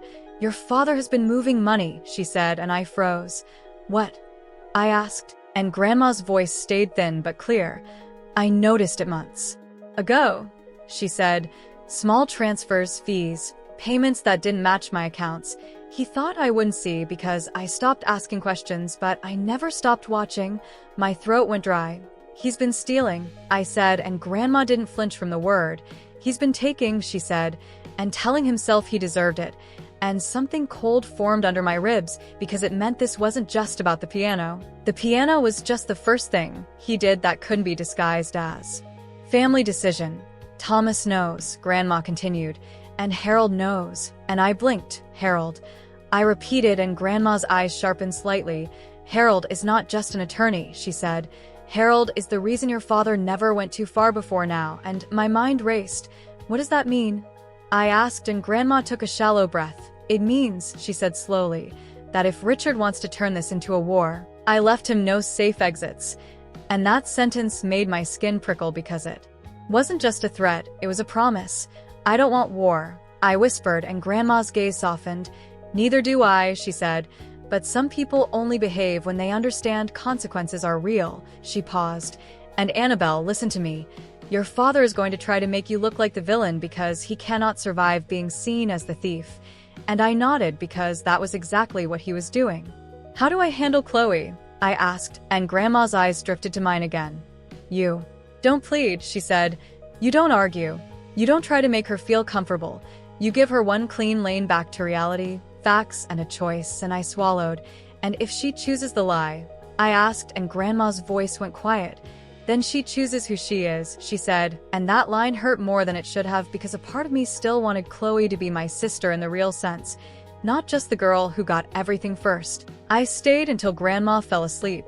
Then I left for the cafe, and the whole drive I kept hearing my mother's old words. Stop being so sensitive. Why can't you just be happy for your sister? Like my happiness was supposed to be the applause track to Chloe's life. The cafe was busy but not loud. That mid-morning hum, cups clinking, people typing, a barista calling names. I chose a table in the back where we could talk without an audience, because if there's one thing I refuse now, it's being baited into public scenes where my father can later rewrite my tone as hysterical. Chloe arrived 10 minutes late, sunglasses on, hair perfect, expression sharp like she had rehearsed it in the mirror. She slid into the chair like she was doing me a favor. So, she said, are you done ruining everyone's life? And I felt a flash of heat, but I didn't take it. I just looked at her and said, I'm done being lied to. And she scoffed. Dad says Grandma isn't lucid, she said. He said you and that lawyer are manipulating her. And I leaned forward slightly, calm. Thomas is Grandma's attorney. I said, not mine. Grandma hired him years ago, and she's had medical competency evaluations. Chloe rolled her eyes. Convenient, she muttered, and I slid my phone across the table. Not dramatic, not aggressive, just factual. Listen to this voicemail from the bank. I said, then tell me why Dad is calling them. Chloe hesitated, then tapped play, and as the banker's voice filled the space between us, I watched Chloe's face shift, just slightly, because she recognized that tone, the tone of institutions, the tone that doesn't care about family narratives, only authorization. She swallowed. He was just trying to protect things, she said, weaker now, and I kept my voice steady. Protect what? I asked. From who? And she frowned. From you, she said automatically, and I nodded like I expected that. Okay, I said. Then why would he need to protect anything from me if the house and money were already his? And Chloe's mouth opened, then closed, because she didn't have an answer that wasn't a confession. Dad said the house is ours, she insisted, and I replied, the deed is in Grandma's name. And she snapped, that was just paperwork. And I said, paperwork is the whole point of ownership. And that hit her because Chloe lives in image, not structure. She likes the surface, not the foundation. So what? She said, "You're going to take the house." And I shook my head. "No," I said, "I'm not taking anything." Grandma created a trust. Chloe leaned forward, voice tense. "A trust for you," she hissed, and there it was, the jealousy finally showing its teeth. Not because she cared about Grandma, but because she couldn't stand being second. "A trust to protect assets," I corrected, "because Dad sold the piano without permission and used the money to buy you a car." Chloe's cheeks flushed. "I didn't ask for that," she snapped. And I shrugged slightly. "Maybe not," I said, "but you sure posed next to it like it was a trophy." And Chloe's eyes flashed. "You think you're better than me," she said, and I didn't let her drag me into that fight. "I think you're being used," I replied. "Dad is feeding you a story, so you'll defend him while he moves behind you." Chloe's jaw tightened. "What are you even saying?" she demanded, and I held her gaze. "I'm saying Dad tried to access Grandma's safety deposit box today," I said. "The day after he got exposed." "I'm saying he's not trying to fix the family. He's trying to secure leverage." Chloe's hands curled around her cup, knuckles whitening. "Why would he do that?" she whispered, and I watched something crack in her expression. The first real uncertainty, and I almost felt sorry for her, because that's the moment when the golden child realizes the gold is just paint, because he's scared. I said, "And when Dad is scared, he takes." Chloe stared at the table like it might give her answers. Then she looked up and said the line that made my stomach drop. "He said Grandma changed her will because you got to her." And I shook my head. "Grandma set this up years ago," I said. "Before hospice, before the piano, before any of this." Chloe's voice rose. "Then why didn't she tell us?" And I answered, "Because she didn't trust Dad not to pressure her, and she didn't trust you not to tell him." And Chloe flinched like I slapped her. "Wow," she said. "So, I'm the villain too." And I kept my tone even. "Chloe, I'm not calling you evil," I said. "I'm calling you honest about what's been happening. You've been benefiting from the system. That doesn't make you a monster, but it does mean you have a choice now." And she laughed bitterly. "A choice," she repeated. "What choice?" And I said, "You can keep defending Dad and pretend this is all about my jealousy, or you can admit the obvious. He sold Grandma's piano. He lied. He tried to access her box, and he's about to do something worse." Chloe's eyes widened slightly. "Worse like what?" she asked, and I hesitated because I wasn't sure how much to reveal. But then I remembered Grandma's instruction, facts and a choice, so I said it. "He's going to challenge Grandma's competency," I said. "He's going to try to paint her as confused so he can regain control." Chloe went still, and for the first time, she looked genuinely scared. "He wouldn't," she whispered, and I watched the denial fight to survive on her face, and I said quietly, "He already is." And then my phone buzzed on the table like a timer going off, a new voicemail from my mother, and I didn't even need to listen to know it was about to be a new angle, a new script. Chloe stared at my screen, then at me, voice low. "What do we do?" she asked, and that question almost broke me because it wasn't "what do you do?" It was "we." The first time she'd accidentally included me in the family equation in years. I took a breath. "You tell the truth," I said. "To yourself first, then to Dad if you can. And if you can't, you stop helping him." Chloe swallowed.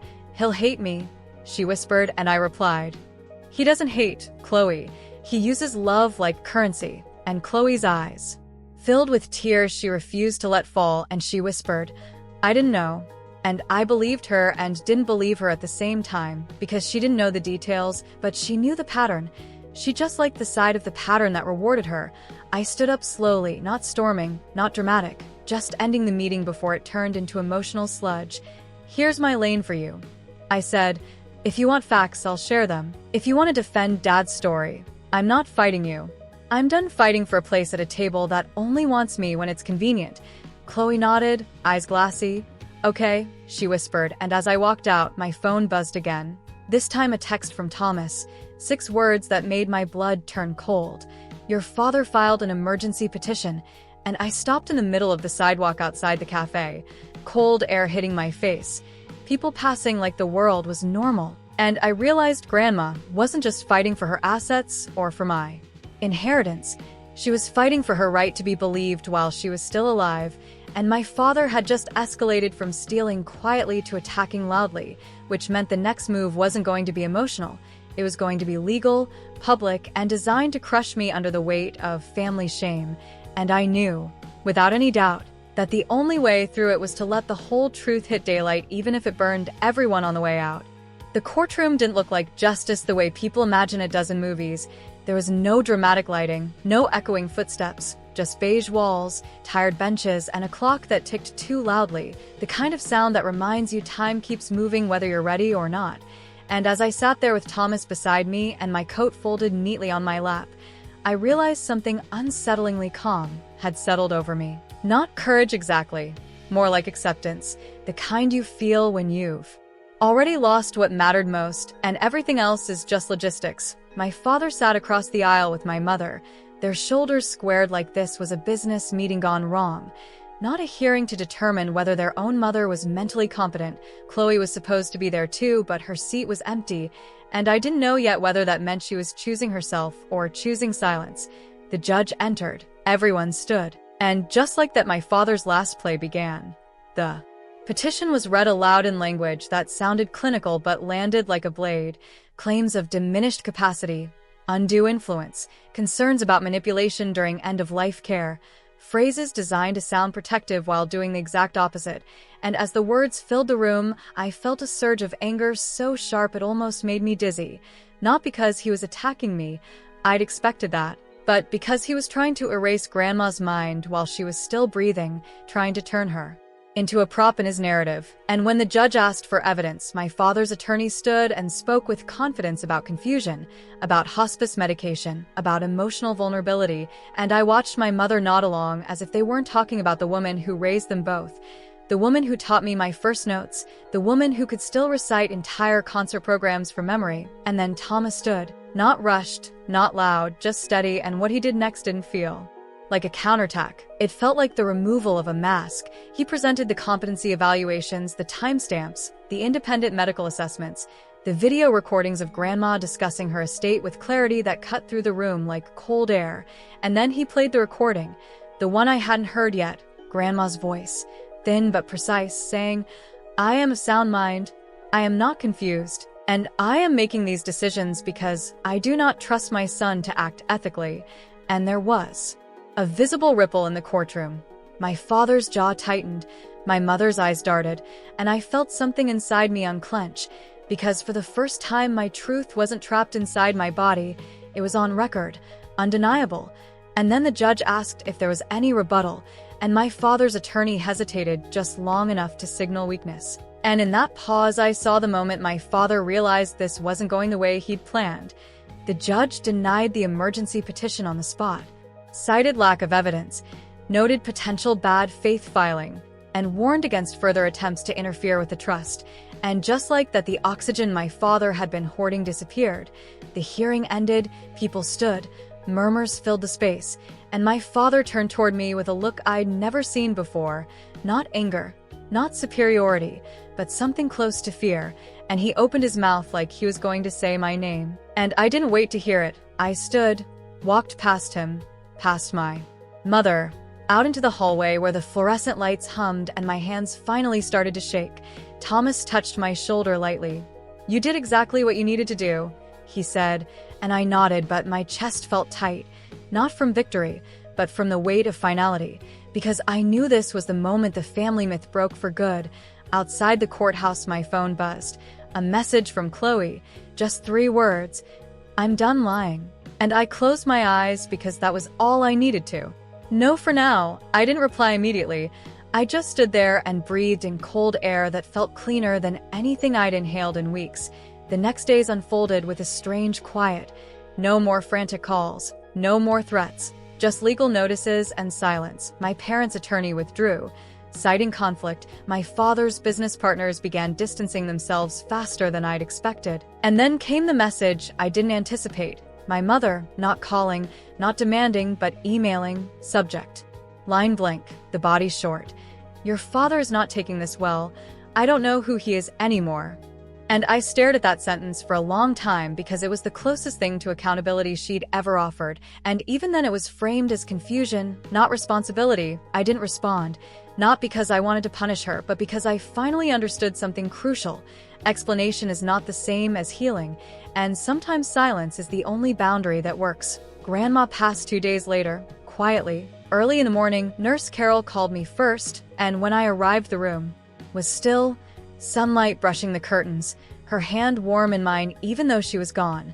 And I didn't cry right away.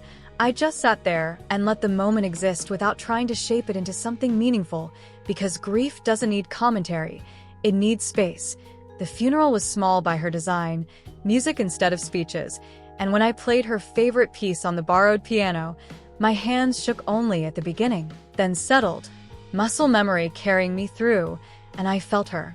With me, not in a mystical way, but in the practical sense, in the discipline she taught me, the steadiness, the refusal to dramatize truth. My parents attended but kept their distance. Chloe sat near the back, eyes red, and when our gazes met, she nodded once, a small acknowledgement, not reconciliation, not forgiveness, but recognition, and that was enough. Weeks passed, the estate settled according to plan, the trust executed smoothly, the house officially transferred to me, and standing alone in that living room for the first time as its owner felt surreal, the absence of the piano still a physical ache, but I didn't rush to fill it.